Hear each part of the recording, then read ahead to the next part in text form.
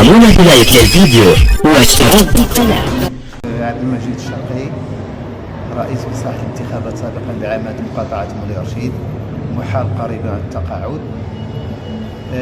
الحمد لله اليوم بمناسبة الذكرى الفضية لتربع صاحب الجلالة الملك محمد السادس نصره الله على عرش أسلافه المنعمين، تم الإنعام علينا بالوسام الملكي تتمينا للجهود والخدمات التي أسدلت لهذا الوطن العزيز على مدى 36 سنة من العمل الدؤوب، لم نبتغي فيها إلا خدمة هذا الوطن وخدمة مواطني هذا الوطن، ورغبة في الحظوة بالرضا والعطف المولوي الشريف، وذلك ما كان بحصولنا على هذا الوسام الشريف الذي نتمنى أن يستحقه كل موظف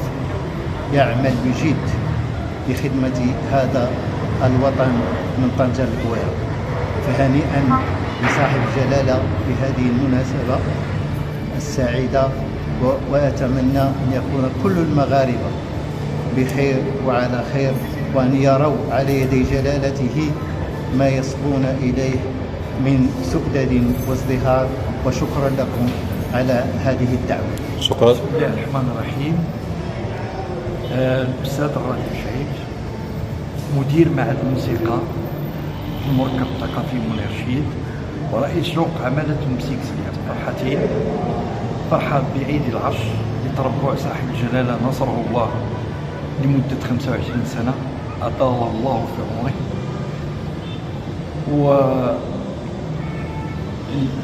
وتنعم علينا بالوسام الملكي.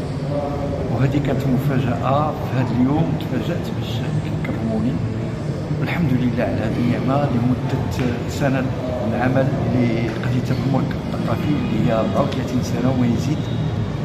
والحمد لله كان في تفاني خدمة هذا الوطن وخدمة هذه المنطقة الحمد لله. وكنتمنى هذه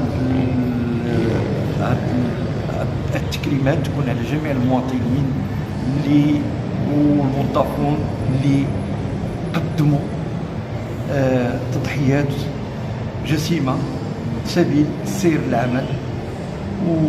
والحمد لله اللهم ينعم علينا بهذا بعيد العرش سنة بعد سنة في نعيم واستقرار وأمن.